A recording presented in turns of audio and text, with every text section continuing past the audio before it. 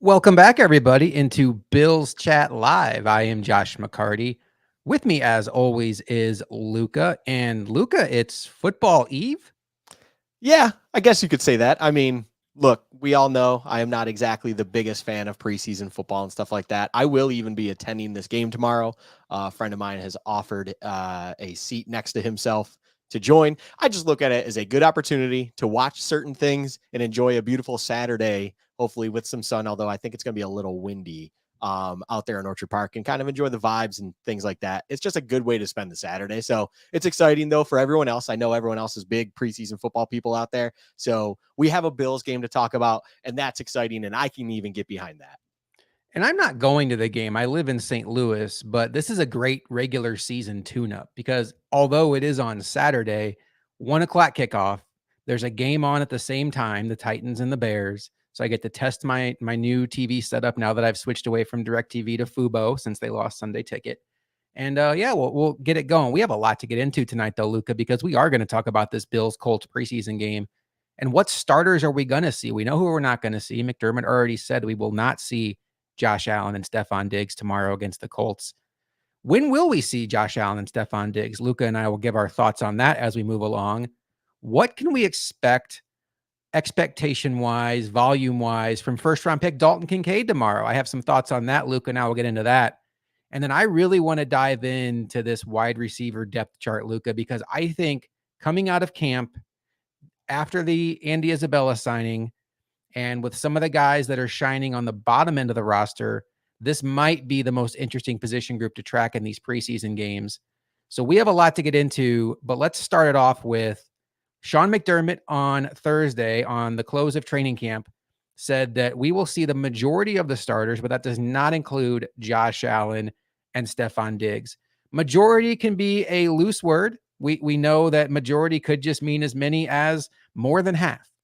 But in your mind, Luka, are there any other starters that you would rule out at this point besides Allen and Diggs? See, I would have thought that potentially Kincaid would have been ruled out, but he's not. The right guard position battle seems to be completely up in the air, although Bates might be walking away with a little bit more, even though I'm not exactly thrilled about that. I imagine they're both still going to play. It might be more lean on Torrance just because they want to get him some reps. I don't think there really is anyone else other than if they have any sort of knock, if anything's going on, of course, that comes up, then they won't play. They always play on the side of caution. But other than Diggs and Allen, based on McDermott's comments and stuff, I believe that I can't really rule out anyone else at that matter. If I see Gabe Davis playing and I see Kincaid will even be playing, it's really hard for me to see anyone else sitting out just because there are position battles. Maybe Trey White potentially could be sitting out. That could definitely factor in. Maybe the safeties, both Micah Hyde and Poyer, might get a series at most, something like that situation with them. But other than that, I just can't really rule anyone else out because McDermott made a point of emphasis to talk about Allen and Diggs not playing, but then also talk about starters and the majority of them playing. So if he didn't single someone out, it's hard for me then to kind of go, well, he's definitely not going to play this guy though as well. And we talked about it last week that if we had it our way, we would not see a lot of the key guys. That included Dalton Kincaid, that included James Cook. That does not seem to be the way it's trending right now. I would guess that if they're going to err on the side of caution, I think maybe Ed Oliver doesn't play just because he had been dealing with the injury. He did come back. Potentially Deion Dawkins. He had the injury late in the week, but did come back the next day for practice. Without Josh Allen on the field, I mean, if Deion Dawkins is not even 100%, you just sit him. He's too valuable and he's not protecting the franchise quarterback. Mitch Morse and Matt Milano are two players that immediately come to mind because they played at a very high level last year and they do have various degrees of injury histories with very little to prove. And Matt Milano also plays a position where I think the Bills are going to want to get a look at a lot of guys. And then I think the secondary becomes interesting, Luka, because you mentioned Hyde, you mentioned Poyer, you mentioned White. For Micah Hyde, I can see the argument both ways. One, we know who Micah Hyde is. There's no need to get him out there. But similar to the guy backing him up, DeMar Hamlin, you might want him to just knock the rust off in a game where he knows he's only going to play a series. Like, just get out there, tackle somebody in the other uniform, break up a pass on a player in the other uniform, and get on the sideline. And then next week in Pittsburgh, when I think we will be having our true dress rehearsal, he's already crossed that step. So sitting here tonight, I think you'll see I think you'll see the entire secondary out there for a drive or two. And then I think White, Poyer, and Hyde will be on the bench very early. Yeah, that makes sense. I actually do like the idea or the mindset of knock the rust off, get them out for a series, get them kind of comfortable, like you said, playing in opposition on a field, kind of being competitive, and then going from there, taking the rest of the day off. You're kind of just easing back into that feeling of competitive play where practice and training camp and all of these different things cannot simulate that. It cannot give you that kind of experience. So whereas you might want to be a little bit more cautious with those individuals, overall, you're going to just kind of want to get their feet wet, just get them kind of feeling that kind of game day rhythm again, and then pull them off to be cautious when it comes to injuries and just understanding who they are. So I'm with you on that. I actually agree with that kind of mindset. So yeah. If you're watching on stream, which is where we're at, there's no audio version of this. So you're seeing me cough constantly. I am fine. I am not sick. I am just completely clumsy and the water went down the wrong pipe. And I've been dealing with that since the start of the show. But I think we're good, Luka. I think I'm ready to shake it off and get out there and do my 111th. Let's talk about Allen and Diggs, because McDermott did say that Josh Allen will play at some point in this preseason. And I think that just puts all eyes next week on Pittsburgh, because what you don't want to do is you don't want to wait until that last week. The last week is the closest preseason game to the regular season. So knock on wood, knock on whatever, cross your fingers, cross your toes. Nothing's going to happen to Josh Allen. But if he even just dings himself, if he does something to his fingernail that causes a slight discomfort, you just want to build in that extra week of a runway before the regular season to get healthy. So I think now that we're down to 3 preseason games, that the full dress rehearsal will be next week in Pittsburgh, Luka.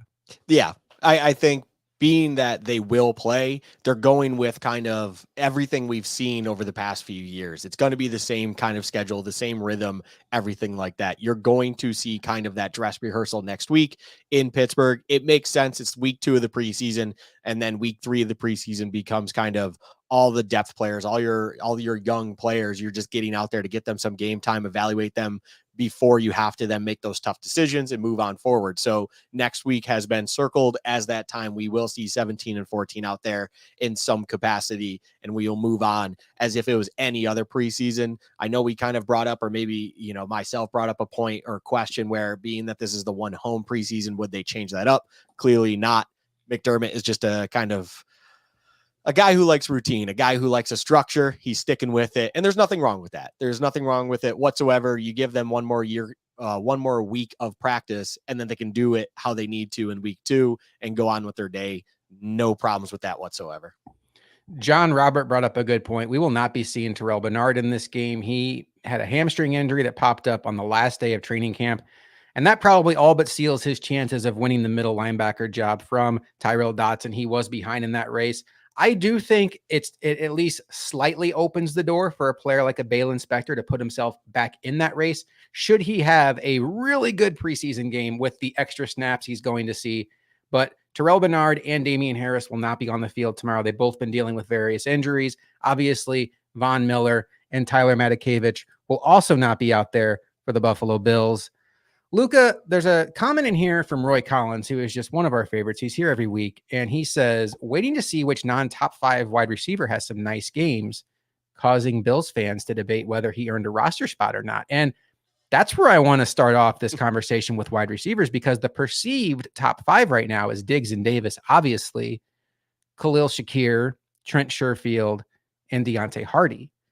But when you look underneath them, you have Justin Shorter, who's a 5th-round pick, is a 4-phase special teamer, has very intriguing athletic attributes, and is a rookie.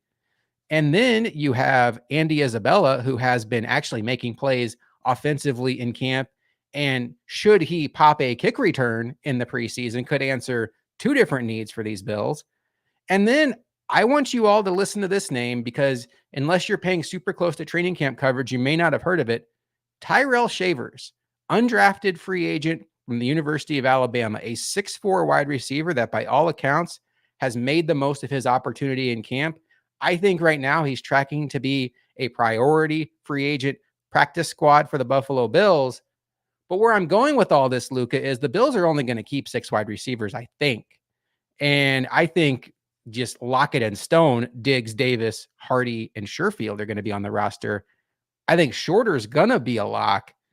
Are we sure Khalil Shakir needs to be a lock? I know we were all excited when the Bills drafted him in the 5th round last year, and we thought maybe the Bills got 2nd or 3rd round value with that pick.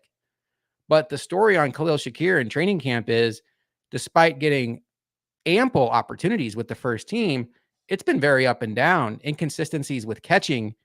And I look at what's behind him, whether it's Andy Isabella, who can contribute in the kick return game and maybe a better offensive player at this stage, or Justin Shorter, who is one less year into his rookie deal. Does Khalil Shakir have to make the roster? I don't think anyone other than the few have to make the roster. What I will say is he still, to me, has a bit of an inside track. But on top of that, I think the door is open for those individuals such as Shavers, Isabella, other guys that are on the roster currently at this point in time, that if they are to still continue to pop, and Shakir is not really popping himself, which he has had flashes, of course, but he's shown even last season at times that he has flashes, there's inconsistency to that. So it's like, if you continue to show your inconsistencies and then all of a sudden you have a guy like Andy Isabella who is stepping up and has kind of that high end speed to him, it becomes increasingly difficult to justify why you have a Khalil Shakir there. And instead of this other individual that then has also that return prowess to him, has that high end speed, all of these things to kind of bring that kind of dynamic feeling to this offense. I don't want to talk down on Shakir because the prospect of Shakir is still there. The problem is you now have other guys that are knocking at the door, and Shakir's just not keeping that door closed himself. I think there's kind of that inconsistency in him that's allowing the opportunity to be there for other individuals. So no, I don't believe Khalil Shakir is a lock, as crazy as it might sound to some. But overall, he still is kind of the guy inside the door at the moment in time. But there's complete opportunity there for your Tyrell Shavers, for your Andy Isabella, for those types of guys that if they kind of pop off in this preseason, if they continue to do what they're doing in practice now back in Orchard Park, now that training camp is done, if they continue to shine as they get opportunities, it becomes more and more difficult for Shakir unless he himself kind of answers the bell and kind of punches back a little bit and kind of finally gets his feet under him and becomes more consistent as a receiver, or else he could find himself on the outside looking in. And that's unfortunate because the projection of having him in this offense was, of course, exciting, but he should definitely not feel comfortable like he is absolutely a lock for this roster. No. If I were making a 53-man roster today, Khalil Shakir would be on the inside looking out. That's not how the saying goes, but he would be on the roster.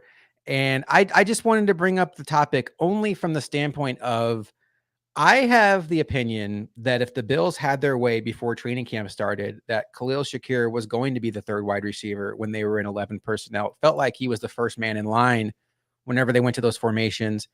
And I have my doubts now because you keep hearing one about how even when he does well, there's a drop that's mixed in. And you go back to OTAs when Stephon Diggs was away, the voluntary portion, we all understand. And Josh Allen raved about Trent Sherfield. Trent Sherfield filled in for Diggs, and Trent Sherfield has continued to do this, get better every day, take advantage of his opportunity. And then Deontay Hardy has something that nobody else in this wide receiver group has, which is just lightning fast speed. Now, Trent Sherfield has some speed. Both of those guys have more speed than Shakir, but Deontay Hardy is a game breaker. And I don't know that he's ever going to be an every down player. None of these guys are, with what I expect them to do with Dalton Kincaid. But for what I think the Bills need out of this 3rd receiver in an offense with Stephon Diggs, Gabe Davis, Dalton Kincaid, Dawson Knox, and Josh freaking Allen, is for him to just do his job when the ball is thrown to him, and those drops are unacceptable. And I understand that we want to see draft picks hit, but this is a team that needs to win now. And if the Bills make the determination that Andy Isabella gives them a better chance to win this year, and they have to cut the legs off of, not literally, a rookie that's on the 2nd year of his 4-year rookie deal, then it is what it is. The bigger goal here is the most important part. And Andy Isabella probably isn't even the first name I'm thinking of. I'm thinking more of the Tyrell Shavers and the Justin Shorters of the world. And do the Bills want to go 6 wide receivers? I do think there's a conversation of could they go 7, but where's that other roster spot going to come from? So I want to have an open mind with what's going on with Khalil Shakir. And Izzy says Shakir is faster than Sherfield. I would push back very hard on that. Do you think Hardy has the lead at the slot? John Robert, that's a great question. I think right now Dalton Kincaid has the lead at the slot. I expect the Bills to give you a heavy diet of Dalton Kincaid at the slot, 12 personnel. And then I do expect the wide receiver position at wide receiver 3 when they are in 11 to be a mixed bag of guys like Sherfield and Hardy and Shakir. And one interesting thing that Ken Dorsey said this week is he would not, just because a guy is a kick returner, that doesn't mean that he would not focus on him having a role in the offense. But if he's a 4-phase special teamer, maybe he would dial it back, and that could hurt Sherfield. What do you think, Luka? Is there a guy that stands out right now as the leader of the pack there? Because I'm kind of getting a committee vibe from that wide receiver 3 spot. I've been in the boat and camp of committee the whole time, and it just seems like that has just been the way it's tracking this whole time.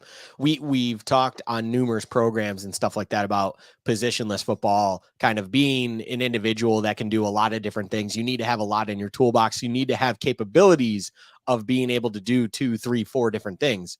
And because of that, it's almost like that wide receiver 3 position is even having Kincaid in the conversation, of course, as one of those kind of guys. So realistically, I don't know if there's kind of that standalone number 3, whereas I think there's more just based on package and looks and kind of what the offense is trying to execute. There are leaders for each of those kind of ways they want to go about it. You know, you have your 12 personnel and situation when it comes to Kincaid. And of course, we've talked about it almost to death that it's like, hey, this really seems to be something they're trying to press and they're going to want to do a lot this upcoming season. But then if they want to go back to that 3 wide, I think Hardy and Sherfield are such different players that there's almost a positive and negative to each of them. And you just want to kind of utilize them in their best ways, of course. And that's just going to come down to game planning and everything like that. So it just leans back into the committee argument. So overall, no, I don't think there's any standout. I think they're kind of all a committee situation. It's all package personnel situation. And that's what it's going to be going into the season and probably through the season. And I have no complaints with that. I think that's great. You're just trying to put these kind of role key players into positions or at least into places that they should be hopefully succeeding at the best of their abilities. And that's fine by me. If you are watching on YouTube right now, please take a moment and hit that subscribe button. We would greatly appreciate it as we are continuing to try to build up this Built-in Buffalo YouTube page so we can continue to bring you this content like we're doing tonight.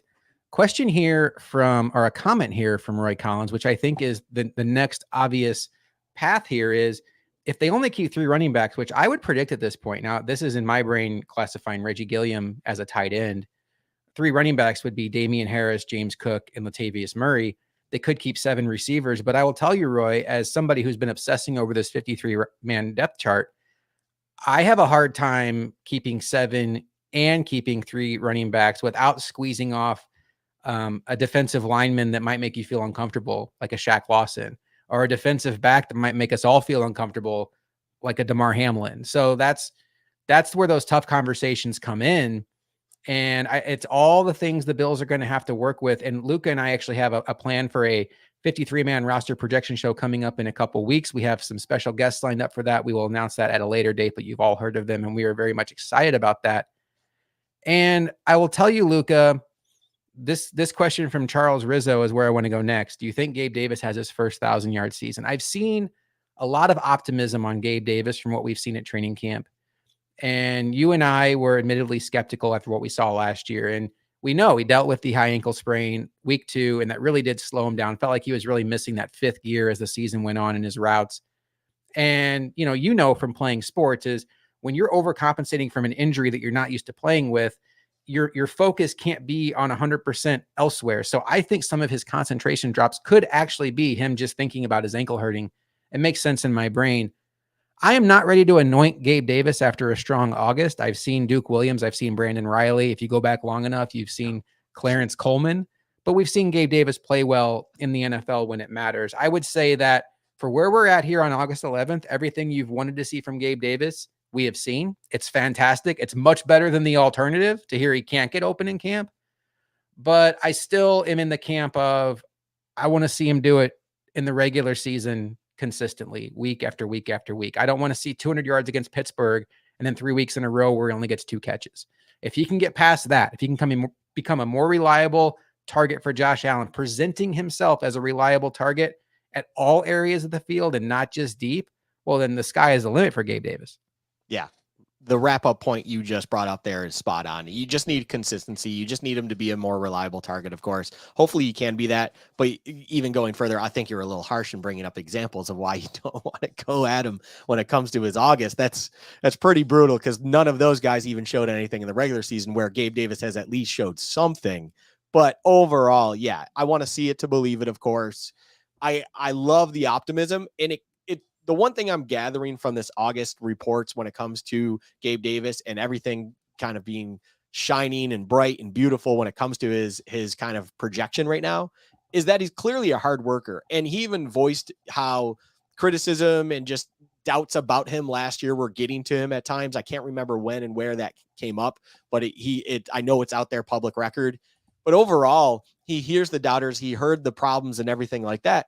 And he clearly is motivated by it, and he's taking another step forward, at least in his work ethic and in his mindset moving forward. That I love to hear that kind of stuff. I love to hear someone who's clearly mentally strong enough to try to break through that and then build up upon that. That's a great thing to have. And I hope he is successful because clearly everything between the ears is what you want in a guy in this locker room. He's a guy you want there. It's all there. He just needs to be able to put it together on the field production wise. And I will happily pay the man if he can just finally show a little bit of something there. That'd be awesome to me. He's easy to root for at this point in time. He's easy to root to succeed because of everything that's happening right now when he talks, what he has shown us in camp and what he's going to continue to show us in this preseason. I imagine it's all there for him. He just needs to be able to do it a few times, a little bit more consistently for us to finally buy in and believe that he can be that 1,000-yard receiver because he absolutely has the capabilities, just has to put a few things together. And Josh Allen loves him. And that could be the most important part of this equation. Josh Allen has seen receivers he's loved leave the building.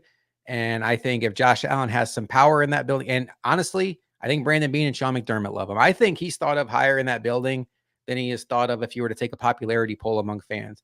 David 824, we appreciate the hell out of you for not only choosing to spend your Friday night with us, but doing a super chat for $1.99. Thank you so much. And we hope you have yourself a great weekend. John Robert with, I read even Dawson Knox has plays in the backfield. No clue what.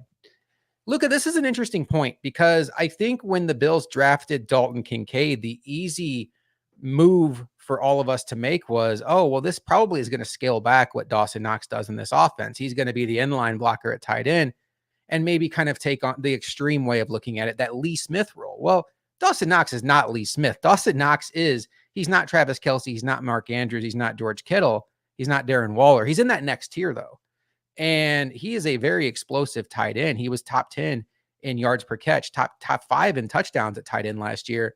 And Luka, for this 2 tight end offense to work, you need both of these guys on the field being matchup problems. We're all excited about Dalton Kincaid, but Dawson Knox is still going to be a very important player for these Bills.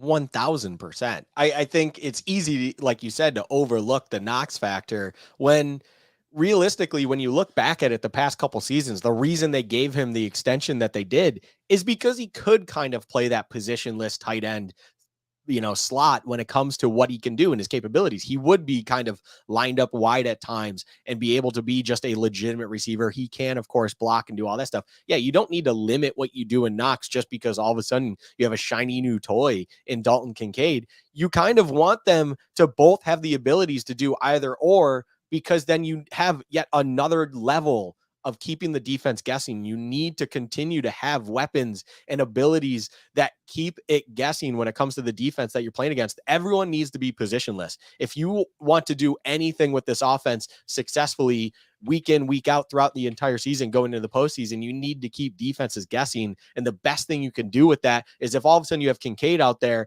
and Knox, they both can do either or. They can both do the same thing. They can both line up wherever you need them to be successful for this offense, just like all these positionless wide receivers we talked about, or package wide receivers we talked about, or the running backs even playing wide when it comes to like James Cook. All these different things need to happen so that you just really don't know what you have in front of you if you're the opposition. And then hopefully Josh Allen can stay and Dorsey for that matter can stay a step forward and ahead of what the defense is trying to achieve so that they can be successful. Knox is an absolute vital piece of this offense and will continue to be. And it's exciting. I don't think anyone overlooks it, but it's just easy to forget about him at the same time, just because of, again, I'll say it one more time, that shiny new toy in Kincaid. It's exciting with the high end projection you can have for a guy like him. And you hear, Sims talk about a better blocking version of Kelsey, who's a little bit needs to refine a little bit more. It's like that. When you hear Kelsey can block better, like things like that, it's like, okay, like it gets you really excited naturally, but also you need to rein yourself in because there is still that guy in Dawson Knox that is completely capable as a receiver and blocker and everything else. Like he can line up wherever and be successful. So yeah, it's just an interesting thing just because you have one thing. So naturally it pulls your attention away from the other that's already been there for the past few years.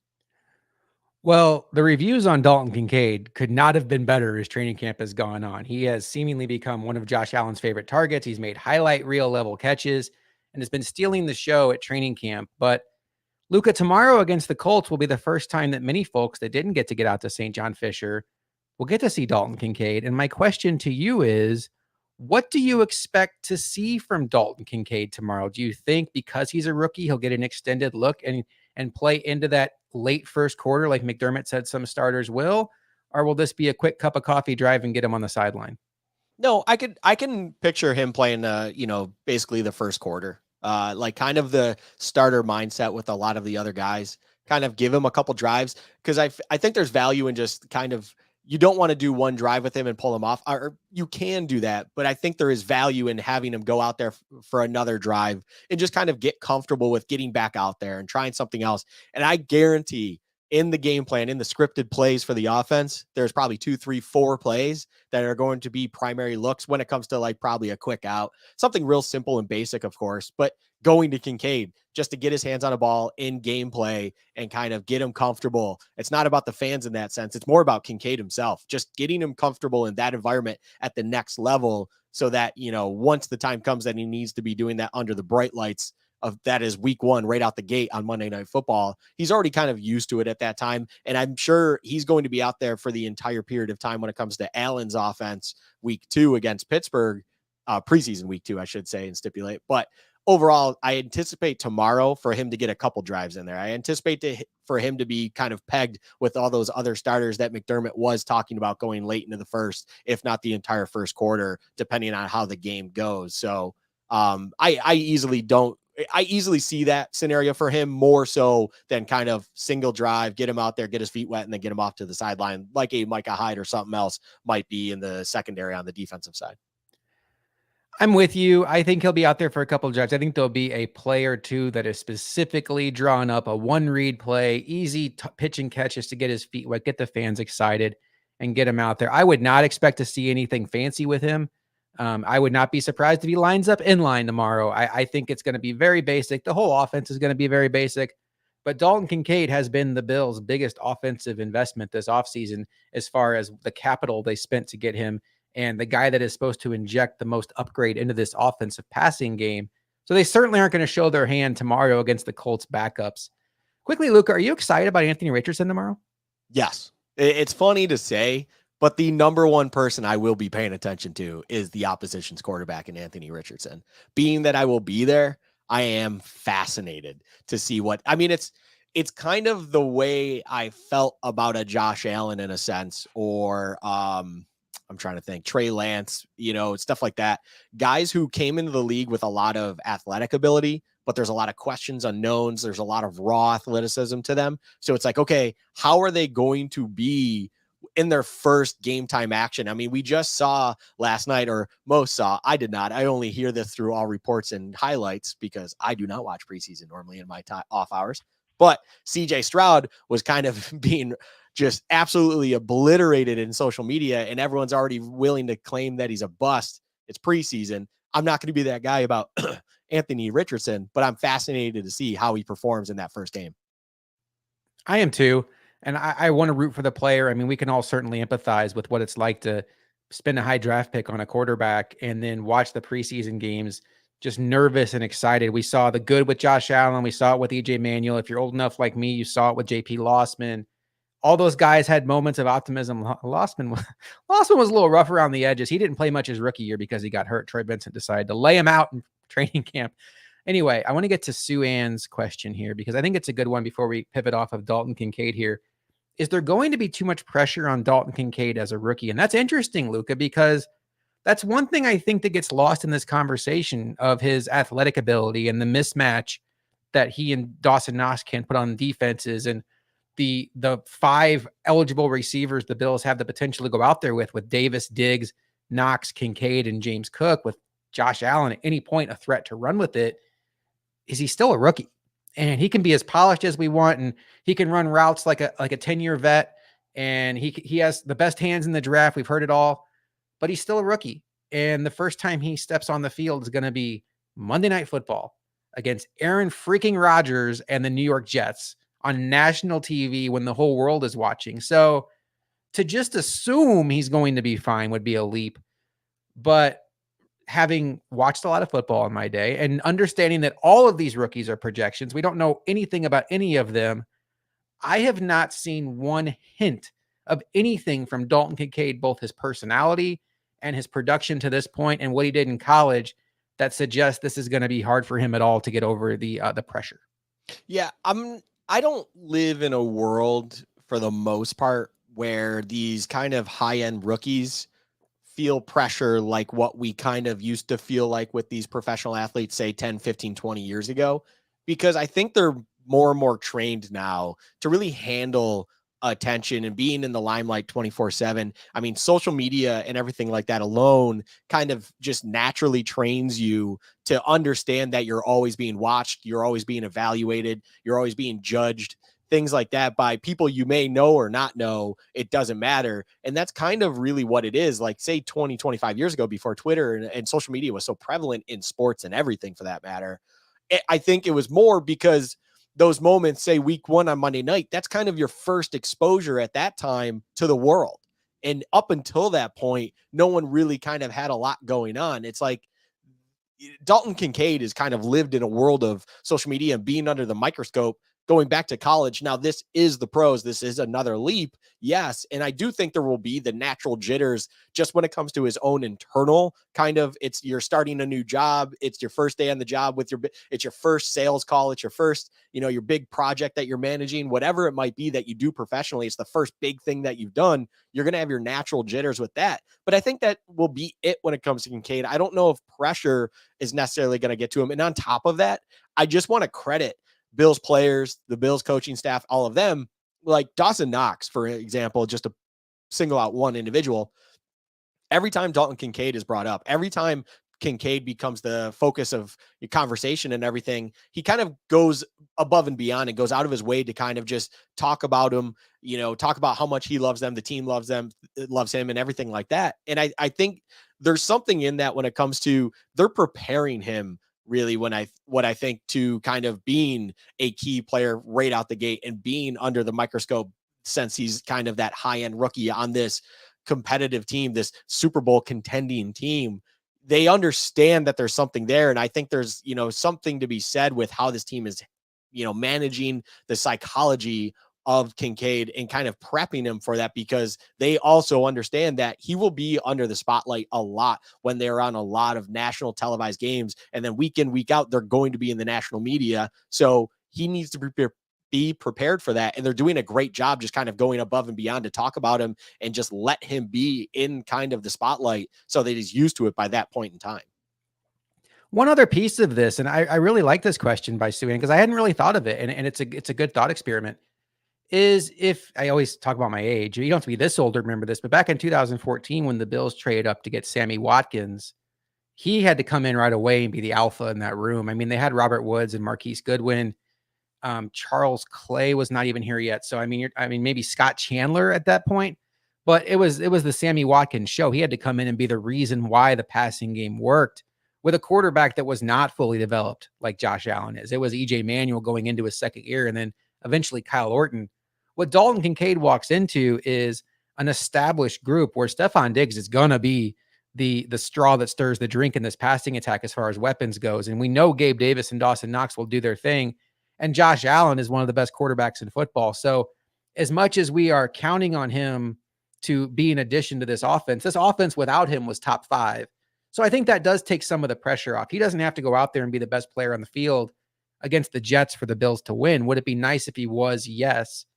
But Dalton Kincaid could stub his toe the night before the game, miss the game, and the Bills could still win. So I think that's the difference in my mind is when you look at when Sammy Watkins came into the league, what was expected out of him and what Kincaid, where his role is on this team. That's where the difference is to me. Luka, we talked a little bit about the Colts quarterback, Anthony Richardson, how we're excited about him. Let's talk about the Bills quarterbacks, because one of the stories out of camp has been the lackluster showing by Kyle Allen. And then, we kind of know who Matt Barkley is at this point, but there's two schools of thought. I tweeted a quote earlier this week of Tom Moore, the old Indianapolis Colts offensive coordinator, when he was asked why backup quarterbacks never get reps in practice. And I'm gonna mellow down the language in case there's kids out there. He said, if 18, Peyton Manning, if 18 ever goes down, we're effed. And we don't practice effed around here. And Luka, that is kind of my mindset with these Buffalo Bills and Kyle Allen and Matt Barkley. But how much are you going to be clued into how well Kyle Allen plays tomorrow, and how much is it going to matter to you? I'll be clued into it enough since I'm in the stadium. I won't care one bit, to be quite honest. I want him to get the ball to Kincaid, for instance, or whoever else is out there that might still be vital to this roster in a safe and efficient way. And I care more about the play of Kyle Allen when it comes to the positions that he's putting the players in more so than him himself. Because, yeah, I mean, backup quarterbacks are kind of that thing that you like. I've said it before. They are the ultimate insurance policy where you never want to have to tap into it. You do not want to see yourself have to dig into your insurance policy in order to kind of recuperate or, recover whatever it is you're trying to fix. It's like, no, that's a problem. You want your car to be okay and on the road without any dings, knocks, accidents, anything like that. You do not need to handle that being in the shop for whatever period of time. And all of a sudden you have to go into your insurance policy to figure it out from there. That is not good for anyone. We do not need to worry about life with Kyle Allen and or Matt Barkley. I just need them to go out in preseason and not put anyone else in harm's way because they're of subpar play. That is what I'm worried about when it comes to tomorrow with them. But overall, it's like, I don't care about, Kyle Allen or Matt Barkley, who wins the backup job. I need whoever it is to be the one that they trust the most in that number 2 position. And hopefully for him to never have to put on a helmet their entire time here this season. And they can just be holding a clipboard and be Josh Allen's buddy on the sideline every week. And that's okay with me. Roy Collins with a question, is Kyle Allen a lock? Well, Roy, I think it depends what you mean by a lock. Is he a lock to be the number 2? I would say no. I think he's the favorite to be the number 2. He's going to start the game tomorrow, but I don't think that means he has to win the number 2 job. When you put the contracts of Kyle Allen and Matt Barkley side by side, they're eerily similar, both basically different variations of the league minimum for a veteran quarterback. And I don't think it would be a shock to me if Matt Barkley wins the backup job and Kyle Allen gets released and then added to the practice squad. I'm mostly with Luka. It doesn't matter because there's really 2 different scenarios where your backup quarterback comes in. It's one, Josh Allen is out for the rest of the year. And at that point, folks, I love this roster. If Josh Allen's out for the rest of the year, I will probably morph into hoping they lose the rest of their games and maybe get Marvin Harrison Jr. Now, if it happens in the playoffs, well, yeah, you're in the playoffs. You hope for the best or whatever. But let's be realistic. Josh Allen is the primary reason why the Bills are in that Super Bowl conversation. But if you're talking about a couple of games, or you're talking about the rest of a game, like maybe he goes into concussion protocol and the league doesn't let him come back into the game, I just need Kyle Allen or Matt Barkley to be able to come in and keep the car on the rails. Don't turn the ball over, rely on the running game, get the ball in the hands of the playmakers. I think both are capable of that.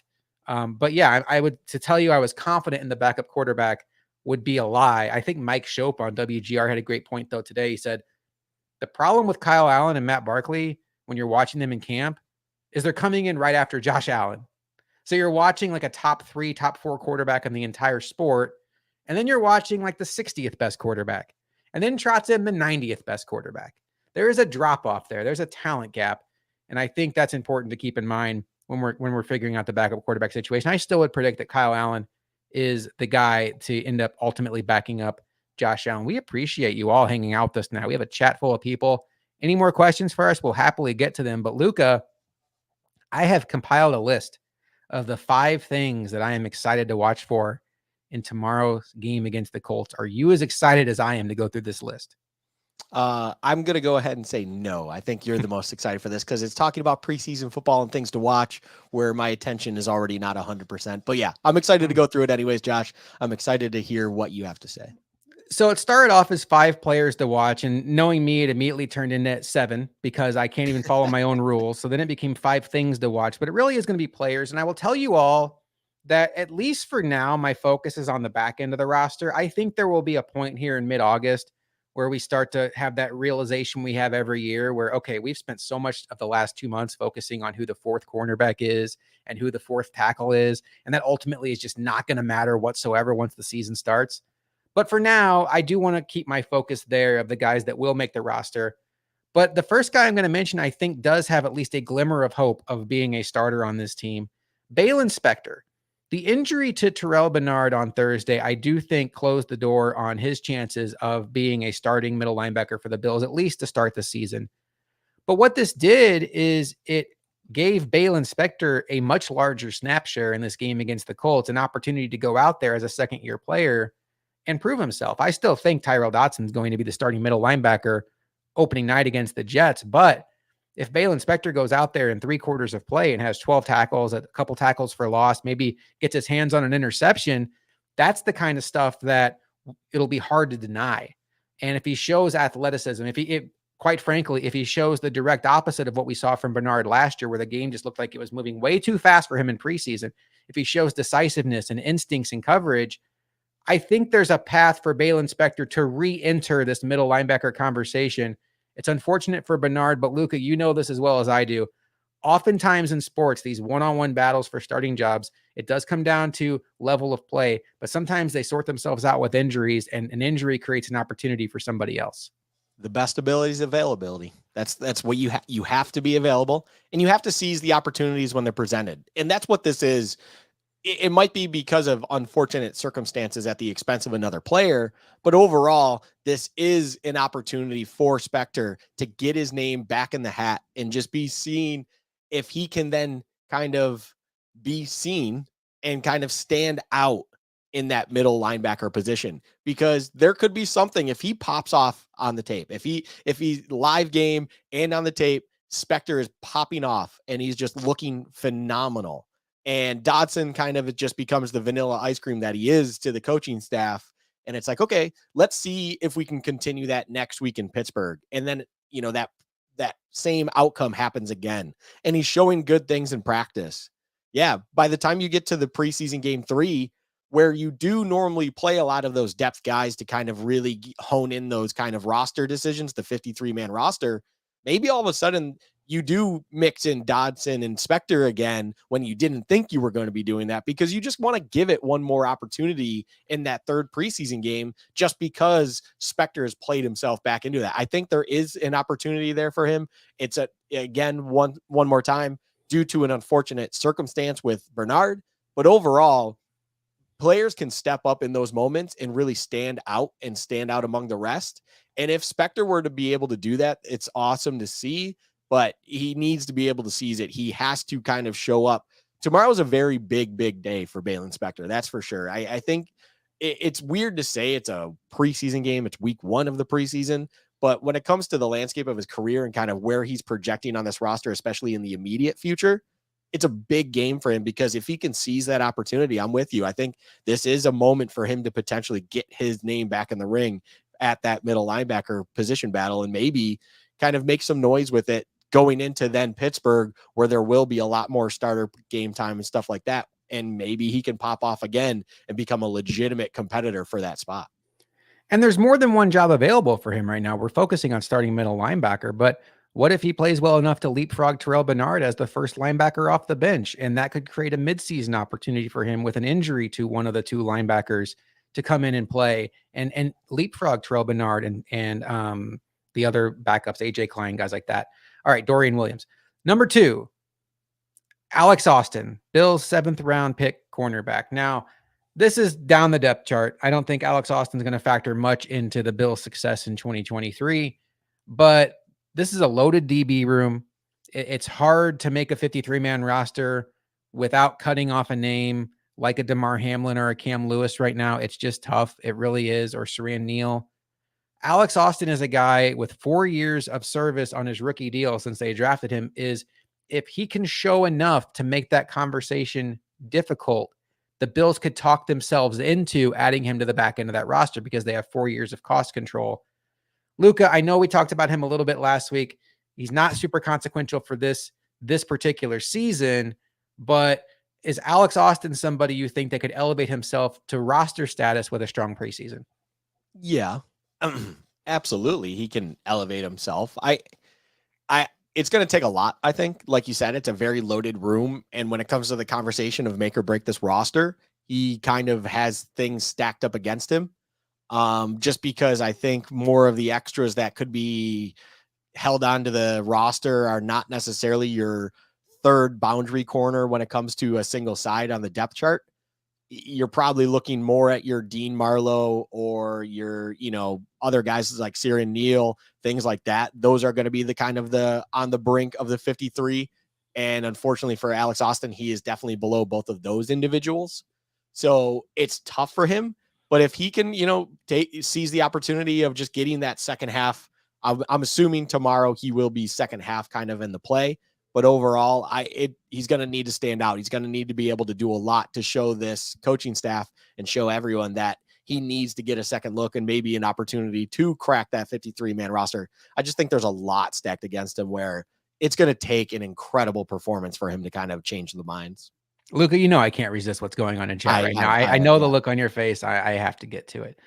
Gonzalez, Lucas, why are you all such Khalil Shakir haters? And then he follows it up with, Khalil has done nothing but ball out in all field time he's been given. He will be the wide receiver 3 this year and continue to show guys like you, Luka, how good he is.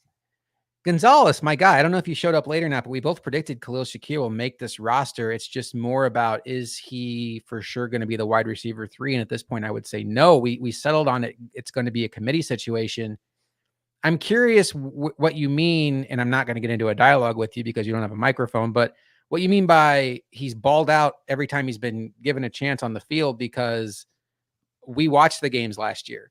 We saw the missed block against Pittsburgh. We saw the drop against Miami that really was this in the playoffs, that really was the catalyst for starting Miami's comeback. So yes, there were some exciting plays. And yes, there was a touchdown against Pittsburgh that got us all excited. And there were some trust balls from Josh Allen that he threw up there that were like, wow, he really trusts this guy. But to say he balled out is just really overstating what we saw at Khalil Shakir. Luka, anything to add, or you want me to move on to my list? I'm not a Khalil Shakir hater. I just wanted to say that. I'm sorry that Gonzalez might see it that way. Overall, I mean, calling him a lock for the roster, it's not like it's a crazy stretch, but I do think there's a conversation to be had there. But overall, it's like, hey, he seized flash opportunities, but there were also holes in his game that are enough there, and why this conversation's being had and why they felt the need to bring in a Sherfield and, individuals like that, and why you're hearing, other individuals deeper on the depth chart kind of shine in camp, because they bring other things to this offense. And Shakir is just one of that mix. And there's nothing wrong with that too. I just want to emphasize, you brought it up as well. Like we just talked about a committee position there at wide receiver 3. There's nothing wrong with that. it gives you more abilities on offense as a whole. And the objective is to be a most productive offense that you can be week in, week out based on different looks and personnel that you have across from you. So just being locked in on one guy is not necessarily the best way to go about it unless they're a sheer all pro guy, or, like a guy like a Tyler Boyd, a very high end wide receiver 3, where it's like, yeah, you are going to play him because the gap between him and everyone else in basically every facet of the game is better. Khalil Shakir is not a Tyler Boyd. I would love to hear that argument if someone wants to even remotely try that one on me. But he's not Tyler Boyd. He's not Steve Breston of 2008. He's not a for sure wide receiver 3, and that's okay. He doesn't need to be at this point in time. Just needs to be productive in that committee at the wide receiver 3 position. Lucas, we appreciate the feedback. We certainly hope that we present ourselves as an open forum to disagree with us. We are certainly not always right. We'll be the first to say, hey, we were wrong about this, we were wrong about that. And we certainly appreciate you hanging out. And you're right. He did lead the receivers in the playoff game against the Bengals, 2 catches for 40 yards. Offense as a whole, down day. I think Knox was the leading receiver for the day anyway. But you ended it with love what you guys do, talking Bills Mafia, just my prediction. I hope you're right. I would love nothing more than to be wrong about Khalil Shakir. And my wrong is I don't think he's elevated himself to a point where he should be significantly outsnapping Sherfield or Hardy. That's kind of where I'm at right now. And hopefully by the end of the year, he's proven us wrong, you right, because that'll be a great thing for the Buffalo Bills. We'll get back to my list in a second. What do you think about the O-line when we play the Bills? Well, oh my gosh, NFL is the GOAT. You are perfect here. This is a perfect transition back. I was going to say, are you going back to your list? right to the list, because number 3, things to watch on my list. And this is where I went from 5 players to watch to 5 things to watch, because I list 3 players here under one. Makes sense if you have my messed up brain. Tommy Doyle, Ryan Van DeMark, and Richard Garage. And the reason why I list those is those are the depth tackles on this team that are all young, very unproven. But Luka, we were talking all offseason about how, man, if Deion Dawkins were to miss some time, I don't know how great we feel about David Quessenberry and Brandon Shell coming in. And those guys do seem like they do have the path to the roster right now. But it sure would be nice for one of these young offensive tackles to give the Bills a reason to think about it, to come out of nowhere, be that surprise. I mean, 2004, the Bills took an undrafted tight end named Jason Peters. He turned out to be a franchise left tackle. Am I predicting any of these guys do this? No. But Ryan Van DeMark was a very interesting athletic flyer the Bills took off of the Colts practice squad last season. Richard Garage has had some decent moments in camp, albeit with the third team. Tommy Doyle has not had a good camp. Still looks like he's fighting coming back from that ACL injury. But I'm at a point, Luka, where I would love one of these 3 guys to give the Bills an excuse to move off of one of Quessenberry or Shell. I look at it as this. Quessenberry and Shell are kind of the disappointing but expected depth that it's like, hey, most likely this is what we're going into in the season, and you know exactly what you're getting into. It's not anything you want to depend on and rely on when it comes to, if long-term injuries occur with the starting 5 on the offensive line, but they can at least hopefully be serviceable enough to get you by. What's exciting, or why I can understand why you have Doyle, Van DeMark, and Garage on the actual list here to watch tomorrow, is it's the prospect of unknown and the prospect of, can they step back up? Doyle, there might be less of an unknown of because we've seen him in the past. And then also the reports also haven't been very good coming out of camp. But overall, there's still promise when it comes to his age and, potentially his ceiling still not being met. And that's kind of the conversation here. It's all about ceiling. It's all about projection. Can one of these guys prove something that kind of jumps them ahead the disappointment? I just put my hand in front of my face. Jumps them ahead the disappointment that is, and I don't want to say disappointment in such a negative light, but that's really what it becomes when you have just your depth offensive line being Quessenberry and Shell. It's a little bit of a disappointment. They're just aging veterans that kind of are what they are. There's nothing about them that's promising or kind of makes you feel comfortable if they ever have to do anything within this offense.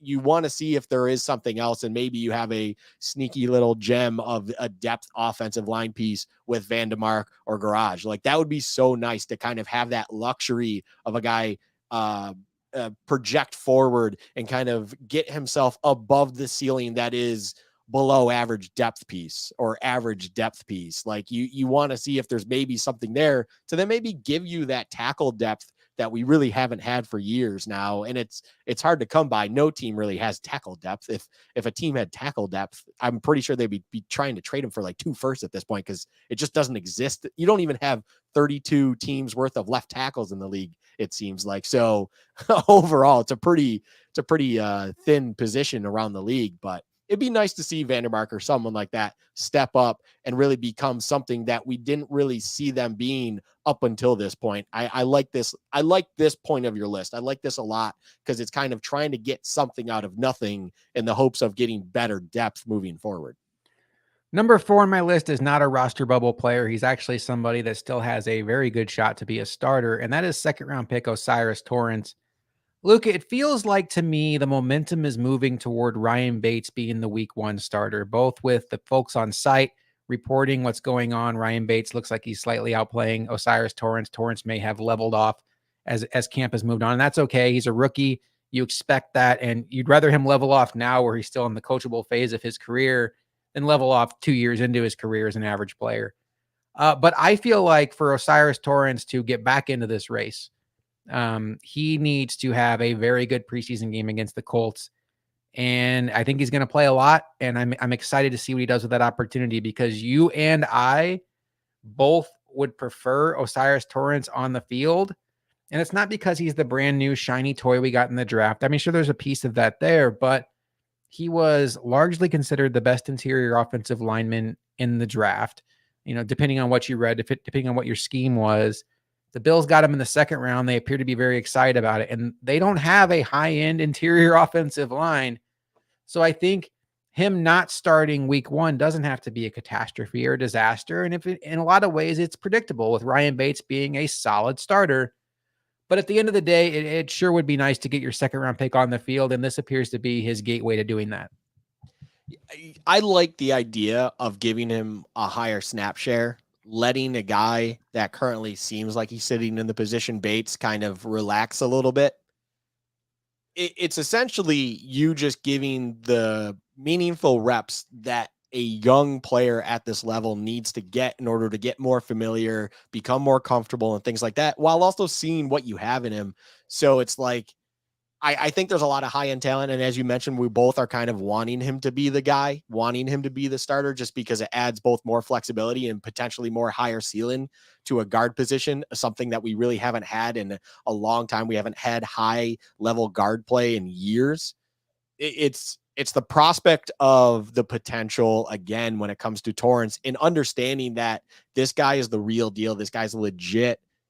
He was phenomenal in college. He was clearly the best guard in the draft, it felt like, this past draft. So I have no problem in a world where Bates wins the guard position. I just want to see a guy like Torrance win it. So if all of a sudden him just getting a higher percentage of snap share proves to this coaching staff potentially that what they have there just seems to be the better option, so be it. It just gives him more opportunity, though, to hopefully show that. Or it gives him more or it gives the coaching staff more time to kind of see that maybe he does need a little bit more time sitting back, and they do have to go with Bates moving forward. It's kind of a double-edged sword in the best way possible. I think giving him the higher, you know what you have in Bates. Bates is going to be serviceable at the guard position and will hopefully do a fine job there. You just now have all of these games in your hand right at the moment in time in the preseason that you can utilize in the best way possible by giving the majority of them to Torrance. And even when Allen's on the field next week, I will be fascinated more so with that. But tomorrow with Kyle Allen and Barkley, it doesn't matter. It's like if the majority of time, if not the whole time, is Torrance out there at the right guard position, that's just great for him. And it's great for the coaching staff as well when it comes to just evaluating that position battle that is the right guard position. The 5th guy on my list is a guy we've talked about a lot already tonight, Khalil Shakir. I think it's an important moment for him. Not only I expect him to return punts tomorrow, and the Bills are still in search of their primary returner after Naheem Hines went down. It sounds like Khalil Shakir is a leader in the clubhouse for that. There's been a couple of muffs out there at St. John Fisher. You'd love to see the Bills have some confidence in him as the returner.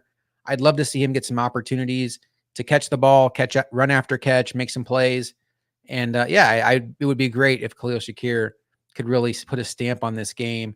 no need to really rehash that, Luka. We talked about him a lot tonight, but since we're wrapping up the show here, let me ask you this, and this was not in our notes, so this will catch you off guard. Monday, when we drop Bill's Chat podcast, anywhere your audio podcast can be found, and on Bill's Chat YouTube, you can find the video version if you just can't get enough of our faces. We will be talking about this game, among other things. Who is the player that we haven't mentioned tonight that we are going to be mentioning on Monday as, wow, he had a good game? Ooh. Yeah, you can't drop a bomb like me. You want me to give you mine so you can think about it? Yeah, you go. You start on that one. All right. I'm thinking, so I thought about this for a while. I like Shavers. I like Quentin Morris in this spot. I think Quentin Morris is a guy that is largely forgotten with how good Dalton Kincaid and Dawson Knox are. I expect Quentin Morris to be the third tight end on this team and make the roster. You always look at a running back in preseason because that's just one of those things where teams, when they get down into the bottom of the barrel, their running backs, they just, their offensive line, they just feel better about running the ball versus trying to pass. But my guy is going to be the Bills' 5th round pick, Justin Shorter. I think he's going to get a large snap share. I think he has the skill set where he can bully some of these backup defensive backs on the Colts. And I think Justin Shorter has a chance to really make some plays out there. And I don't want to say this condescendingly, and maybe have his Duke Williams or Brandon Riley moment where he takes over a preseason game. But ultimately for him, maybe it matters more to the long term of his career. One last thought, though, and this is another direction you could go. The Colts are going to be playing without their starting right tackle, Braden Smith, and their starting left tackle, Bernard Raymond, is a guy you were high on in the draft, but he has not been a great player so far to this point. And they're going to have Freeland at right tackle. I think early on, especially with a rookie quarterback, depending on how much they're willing to drop back and pass, there's no Jonathan Taylor. I think early on, you could see Leonard Floyd, AJ Epinesa, Boogie Basham really have a favorable matchup and maybe get Anthony Richardson down to the ground. He's a hard guy to catch, but if you do, I could see the edge rushers on the Bills in the first quarter having an impact on this game.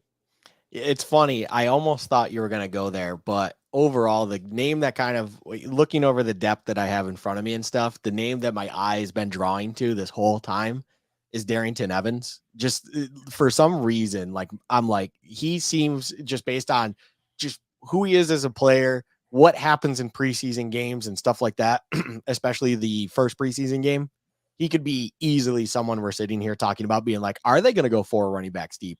Did Evans just play himself onto this roster? All the things like that. Naturally, we didn't really talk about Damar Hamlin, but of course we will be talking about Damar Hamlin when it comes to our podcast. But that's kind of low hanging fruit. I'm not going to say that. I do think that potentially the Shane Rays, Boogie Basham, stuff like that. I do think Boogie Basham shined last year in this exact same game where he had the strip sack fumble that then Terrell Bernard almost got chased down by an offensive lineman as he went into the end zone. He could definitely shine. I think Boogie Basham's that kind of guy that when you put depth offensive line in front of him and you put guys that are really just kind of raw or rough around the edges and are just not skilled enough to be a regular offensive lineman at this level, he can thrive. I think Boogie Basham has enough in his toolbox and has enough ability and strength and whatnot when it comes to being an edge presence that he can absolutely take over those kind of preseason games, especially going into the second half. It's just, we need to see that then against the upper end, the starters and things like that. And that's where, unfortunately, he falls short at times, if not a lot of times. So tomorrow, and then on the episode we record Sunday night, that releases Monday, first thing in the morning. Yeah. Boogie Basham, Darrington Evans, of course, Damar Hamlin, looking it over and stuff like that. Yeah, those are kind of the guys I look at being like, yeah, they're most likely the individuals we'll be talking about. Shane Ray's kind of a dart throw long shot. If he can step up in a depth situation against third string offensive line to maybe try to elevate himself being the high end talent that he potentially can be, he's someone. But overall, those are kind of the names that stick out to me. I'm so glad you mentioned Shane Ray, because I think he, in a lot of ways, is like Andy Isabella on the offense, where I think before training camp started, it was, in Andy Isabella, I don't even think was on the roster right when training camp started, but nope. I think in a lot of ways it was, I mean, it's fun, maybe a practice squad guy, but I think they both play positions where if they flash in preseason, there is a path here. Because as much as I like Shaq Lawson is not somebody that's going to provide edge rushing juice off of the bench. If Shane Ray can come out here in favorable matchups against the Colts, who are playing without Braden Smith, who are playing Freeland and Bernard Raymond, and then their depth after that is obviously going to be worse. If he can get Anthony Richardson to the ground, or even in the second half, get a sack or a couple tackles for loss, it's going to spark a conversation, because he was once a first round pick in this league. Andy Isabella was once a day 2 pick in this league and has electric speed. And we know the Bills have wanted to get faster. I think the door is wide open for both of these guys to put Brandon Beane and Sean McDermott in an uncomfortable position with their roster. And that is a fantastic spot to be in. We are no longer in the spot, Luka, where we are just trying to figure out, do we even have 53 guys that are worthy of an NFL job? No, the Bills are going to cut some players that other teams are going to gladly pick up. But my final thought here on this is, and I'll kick it back to you, I think Shane Ray and Andy Isabella, more than maybe anybody else on this roster, have a huge opportunity tomorrow to flip the narrative and maybe play their way on to the 2023 Buffalo Bills. I'm secretly rooting for Andy Isabella.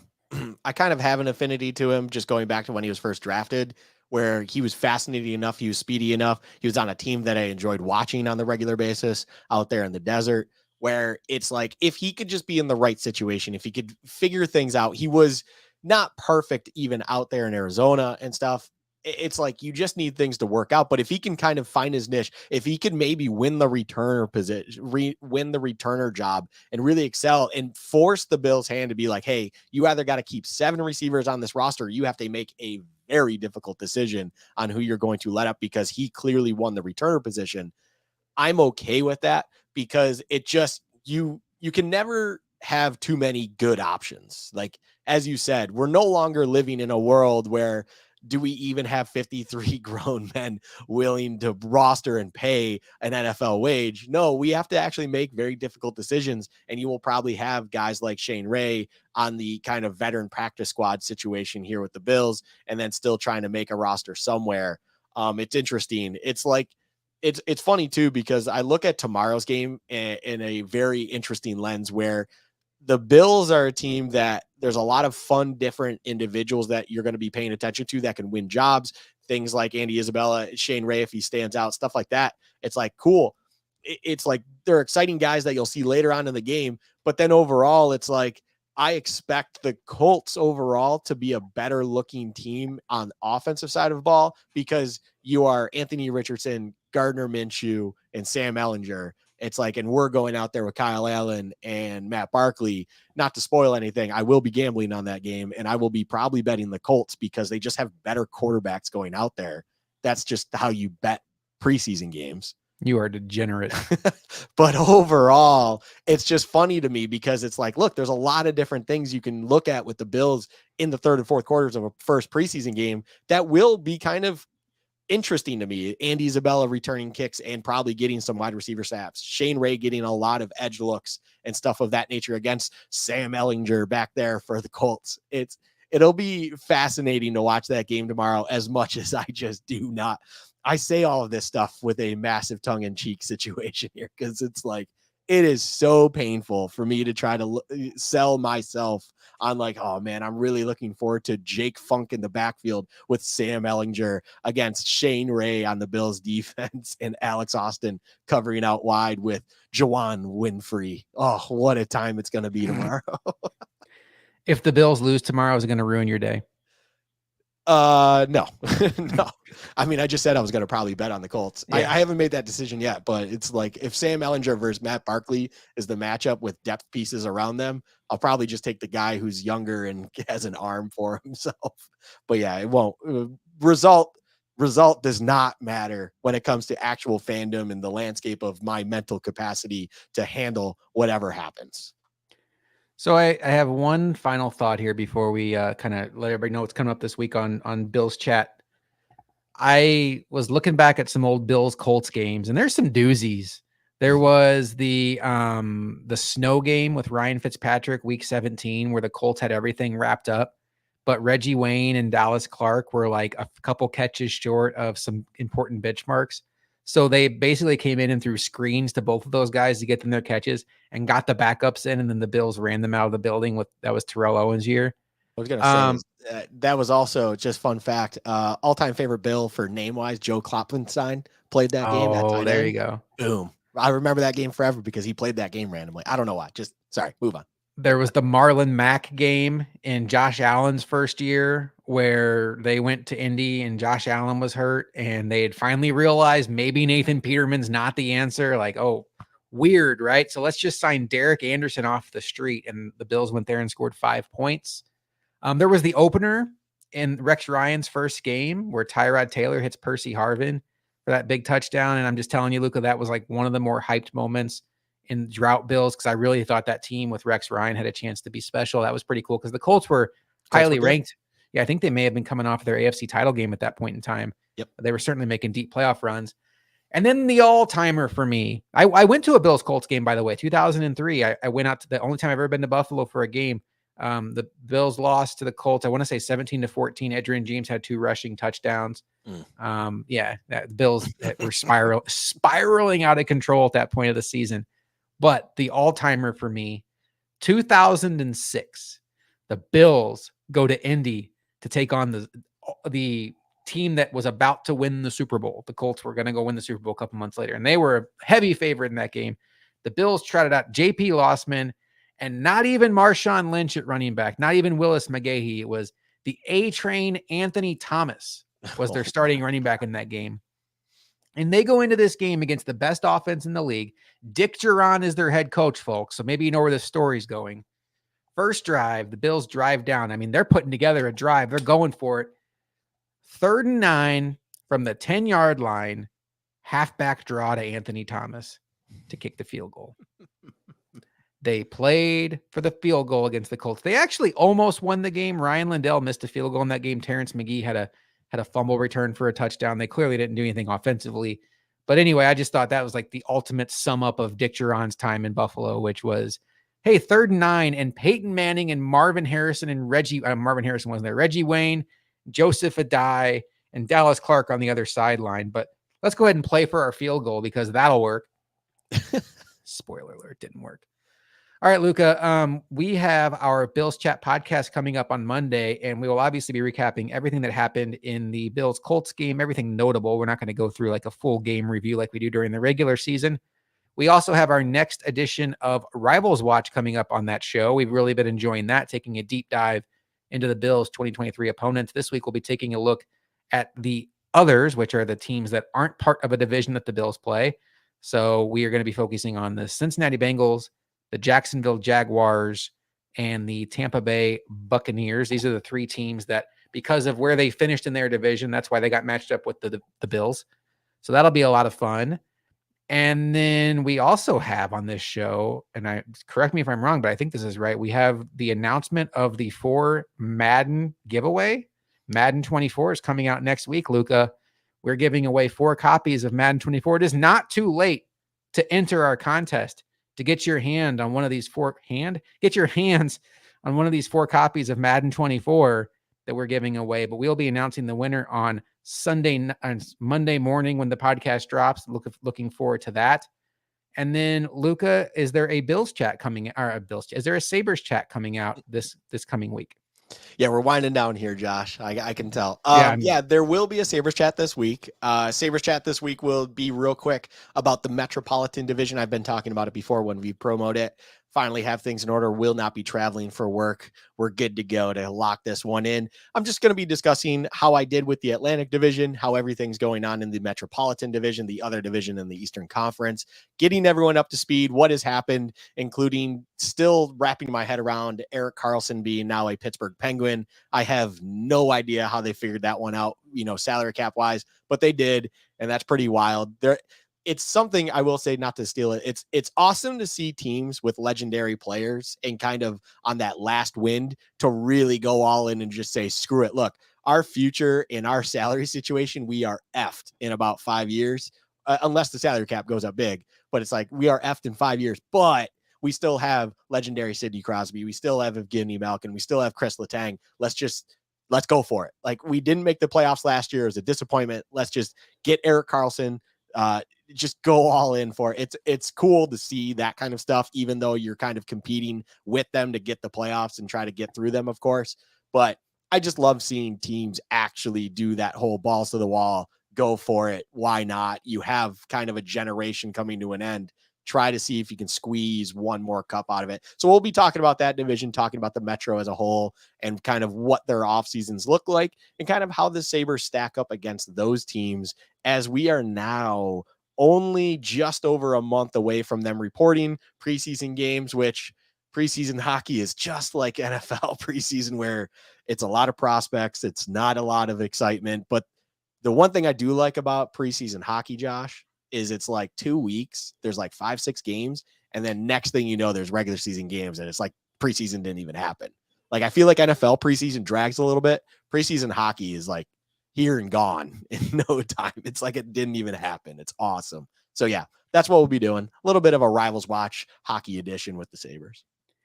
That you can catch that on Bill's Chat on YouTube, and you can also catch the quick chats. Now, training camp is over. There's no more training camp recaps. There will not be daily updates of Bills practice, because quite frankly, the Bills are going to really suffocate a lot of the news that comes out. It's not open to the public. Reporters are limited in what they can report. So it's really going to be gathering information from what we're seeing in these preseason games, and then what reporters are able to dig out of one Bills drive. But we know Sean McDermott keeps a tight lid on that. But our guy Stokes is going to be back this week. He and I have a very fun video coming out because Madden 24 comes out this week. Stokes and I are going to put out a video going through the Bills roster on Madden 24, because Stokes is he'll call himself a Madden savant. I think that's a little strong, but he's really, really good at the game. He's so humble too. We're going to go through the Bills roster and just tell you that, hey, if you're going to take the Bills out on the field, what's the best way to set up this roster? Because Madden is not real life. There's certain players that play better in Madden than they do in real life. Boogie Basham's one of those guys that doesn't do so much in the real life, but man, in Madden, he's got some attributes that get you really excited. Stokes will kind of tell you how you should set that depth chart. It's going to be a great kind of Madden 101 for using the Buffalo Bills. Looking forward to that. Speaking of Madden, there might be a new series coming out to our Bills Chat channel coming this week. We look forward to bringing that to you. And then Luka and I, of course, will be right back here in these very chairs next Friday night for Bills Chat Live. Luka, anything else on your mind before we get out of here? No, it's exciting. I'm excited because we do have the Madden stuff. We have a lot of bit of a left turn there when it comes to Madden content. We have a lot of plans when it comes to Madden. This time next week, I should hopefully have a physical cover of Josh Allen with me in my nice ensemble back there, hopefully, and stuff for all to see. Excited for all of that stuff, excited for the things to go on. I'm excited, like even Premier League started today. The English Premier League is back. Real sports are back, Josh. Real sports. I'm not talking preseason football. I'm talking games that matter for the outcome of those leagues. It's exciting times. It's next thing you know, it'll be October, Josh, and we're going to be deep into NFL action, NHL action, EPL action, and Champions League action. Just so many things going on. I don't even know what to do with my life. You forgot NBA. No, I didn't forget NBA. The defending NBA champion Denver Nuggets will start their pursuit. The regular season of the repeat. NBA is preseason. That's what that is. I would argue with you, but you're right. It's facts. Like it's a lot of load management, especially for the good teams. But I love the NBA. It's been, I think, it's funny. I think I realized once I became a Bills content creator, my love for the NBA got a little stronger. And it's not that I don't love the Bills. The Bills are my number one, and it's not really close.